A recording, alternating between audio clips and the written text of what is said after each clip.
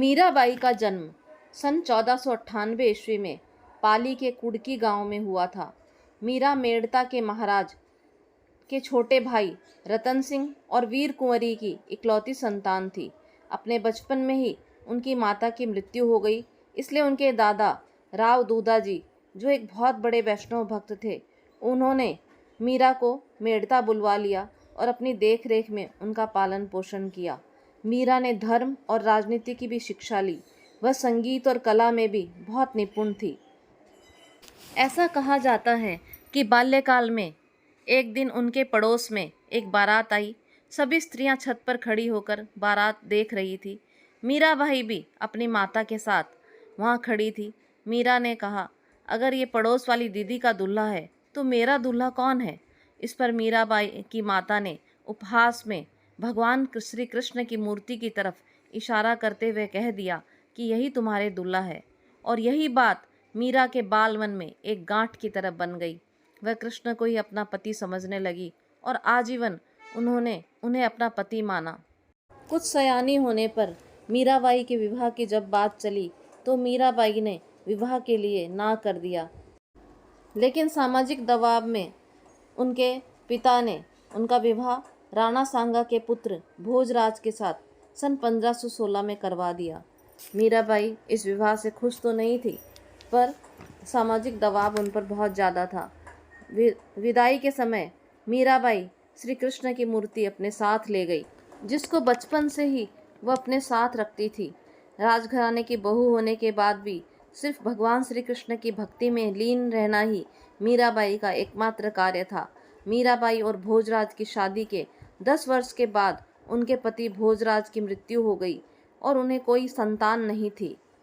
पति की मृत्यु के बाद मीरा की भक्ति दिन प्रतिदिन और गहरी होती गई।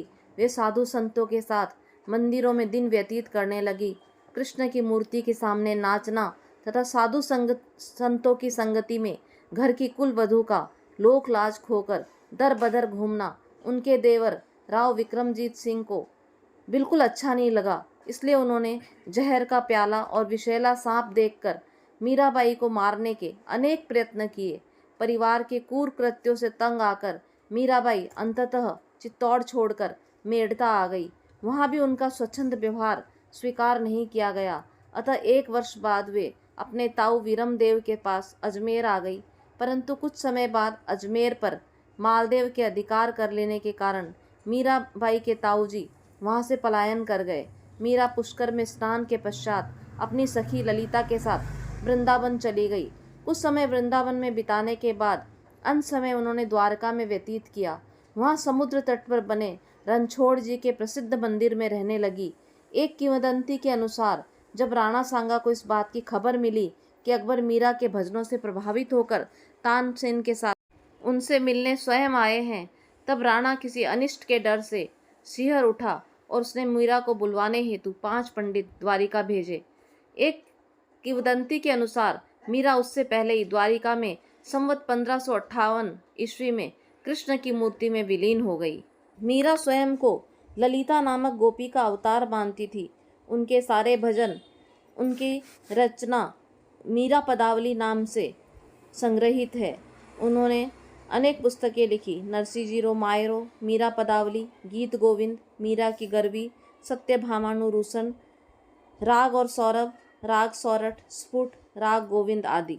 आइए अब हम कक्षा 7 में संग्रहित पाठ भोर और बरखा का विस्तृत अध्ययन करते हैं, जिसमें मीराबाई ने ये बताया है कि ब्रज की भोर कैसी होती है और वर्षा ऋतु का वर्णन करते हुए उन्होंने अपनी मनोदशा का वर्णन किया है। इस पद में मीराबाई ने यशोदा माता के द्वारा कान्हा जी को सुबह जगाने के दृश्य का सुंदर वर्णन किया है। मीराबाई कहती हैं कि यशोदा माता कान्हा जी को सुबह उठाते हुए कहती है कि बांसुरी धारण करने वाले मेरे प्यारे पुत्र अर्थात कान्हा, अब उठ जाओ। रात बीत गई है और सुबह हो चुकी है। सभी लोगों ने अपने घरों के दरवाजे भी खोल दिए हैं। सभी गोपियां दही को मथकर मक्खन निकाल रही है और दही मथने के समय उनके कंगनों में खनखनाहट की आवाज़ यहाँ तक आ रही है। यशोदा माता कान्हा जी से कहती है कि हमारे दरवाजे पर देवता और सभी मनुष्य तुम्हारे दर्शन प्राप्त करने के लिए इंतजार कर रहे हैं। सभी ग्वाल बाल तुम्हारे मित्र तुम्हारे साथ खेलने के लिए शोर मचा रहे हैं और सभी तुम्हारी जय जयकार कर रहे हैं। वो सब हाथ में मक्खन और रोटी लिए तुम्हारा गाय चराने जाने के लिए इंतजार कर रहे हैं। कवयित्री मीराबाई अपने कृष्ण के प्रेम को दर्शाती हुई कह रही है कि उनके प्रभु ने जिस तरह सभी नगरवासियों की रक्षा के लिए पर्वत को धारण किया था, उसी तरह कोई भी जो उनकी शरण में जाता है, भगवान उनका उद्धार करते हैं। दूसरे पद में मीराबाई ने सावन के मास में बरसने वाले बादलों का वर्णन करते हुए कहा है कि सावन के बादल बरसने लगे हैं जो कवयित्री के मन को बहुत अच्छे लगते हैं। सावन के आने को कृष्ण के आगमन का सुखद संदेश समझती हैं। उनके कारण मीरा का मन उमंग से भर गया है, क्योंकि इससे उन्हें प्रभु के आने की आहट सुनाई देती है। बादल चारों दिशाओं से उमड़ घुमड़ कर बरसने के लिए आए हैं। बीच बीच में बिजली भी चमक रही है। वर्षा की छोटी छोटी बूंदें धरती पर पड़ रही है और इससे मौसम ठंडा और सुहावना हो गया है।